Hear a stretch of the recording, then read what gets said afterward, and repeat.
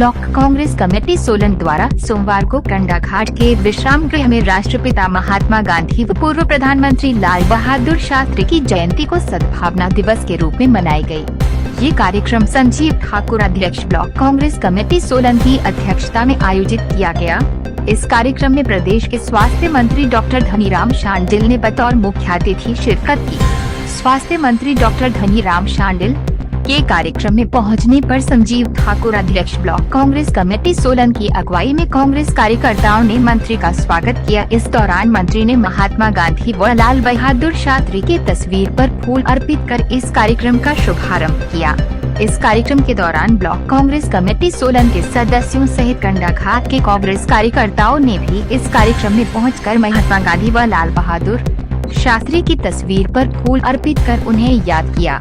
इस कार्यक्रम के दौरान वरिष्ठ कांग्रेस नेता नारायण सिंह ठाकुर, वरिष्ठ कांग्रेस नेता विजय अग्रवाल, जगदीश शर्मा उपाध्यक्ष जिला कांग्रेस कमेटी, मनीष शर्मा महासचिव block Congress committee Solan, Rajesh Thakur block Congress committee Solan, Bhim Singh सचिव ब्लॉक कांग्रेस कमेटी सोलन, पार्षद पुनीत शर्मा, मनोनीत पार्षद नगर पंचायत कंडाघाट विवेक अग्रवाल, मनोनीत पार्षद नगर पंचायत कंडाघाट बाबूराम, दीपक शर्मा सहित कई कांग्रेस कार्यकर्ता उपस्थित रहे।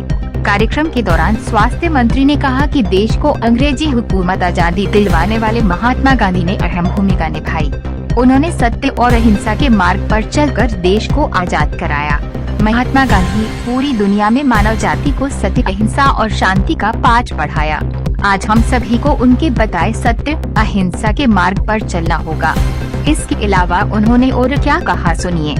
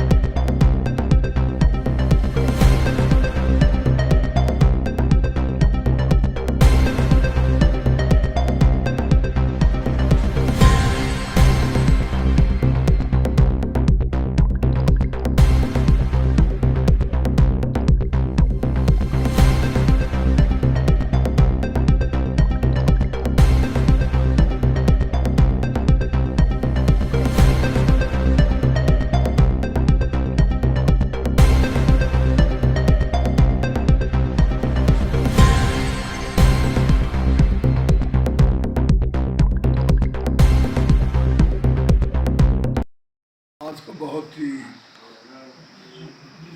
महत्व का दिन है। आज दो महान विभूतियों के जन्मदिन का पुण्य अवसर है, मंगल अवसर है। राष्ट्रपिता महात्मा गांधी जी का और श्री लाल बहादुर शास्त्री जी जो हमारे प्रधानमंत्री रहे। राष्ट्रपिता महात्मा गांधी ने तो सारे संसार को संदेश दिया अहिंसा का, और उन्होंने एक बड़े बलिदान के रूप में जीवन बिताया।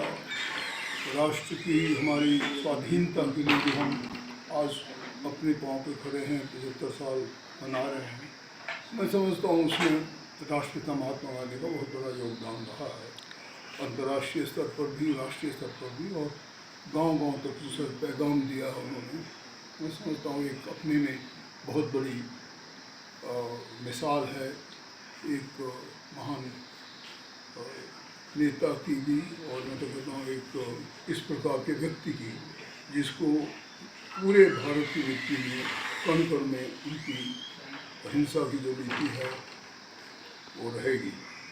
जहाँ तक हमारे पूर्व प्रधानमंत्री लाल बहादुर शास्त्री का संबंध है, उन्हें स्वयं मैंने सेवा में रहते हुए देखा भी है और उनके कार्यशैली को भी देखा। जब स्वयं 1965 की लड़ाई में मैं हज़ेली वाला सेक्टर में था, उन दिनों ने एक संदेश दिया था कि हमारे पास अन्न की कमी थी, और मुझे याद है कि भाई जो जय जवान जय किसान का नारा जो लाल बहादुर शास्त्री से संबंधित है और उसके साथ लगा हुआ है, उसका एक जो उदाहरण वो हम लोगों ने, जवानों ने, अफसरों सबने लड़ाई के मैदान में एक दिन, आई करेक्टली रिमेंबर, वीरवार का दिन होता था जिस दिन 2 केले और थोड़ा सा दूध के लोगों को मिलता था। अन्न की कमी थी, इसलिए पूरे सेनाओं ने लड़ते वक्त भी उनके इस संदेश को अपनाया।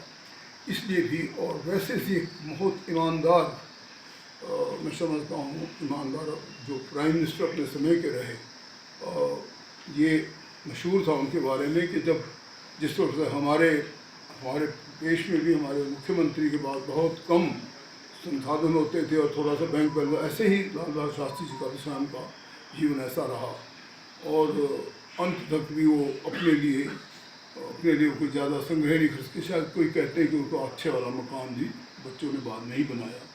उनके जो सुपुत्र थे वो बाद में, जब मैं ऑल इंडिया कांग्रेस कमेटी में कांग्रेस वर्किंग कमेटी का मेंबर था और था, तो हमारे साथ उनका भी रहना हुआ और उनसे उनके विचार जानते थे। उन दोनों महान विभूतियों को हम श्रद्धासुमन अर्पित करते हैं और प्रयास करते हैं कि हमारे रैंक एंड फाइल, खासकर हमारी देश की कांग्रेस पार्टी अपने बताए गए इनके मार्ग पर चले। और सभी, मैं तो कहता हूँ, मैं पार्टी तो इसलिए कह रहा हूँ कि कांग्रेस पार्टी ही के महान नेता थे जिन्होंने स्वतंत्रता संग्राम में काम किया और यही भी महान नेता थे जो हमारी कांग्रेस से संबंधित है। तो आज इंडियन नेशनल कांग्रेस को इन दोनों महान नेताओं से बहुत कुछ सीखने को लेना चाहिए और जैसा माहौल देश में है उसको परिवर्तित करके देश को राष्ट्र निर्माण की दिशा में और सचमुच में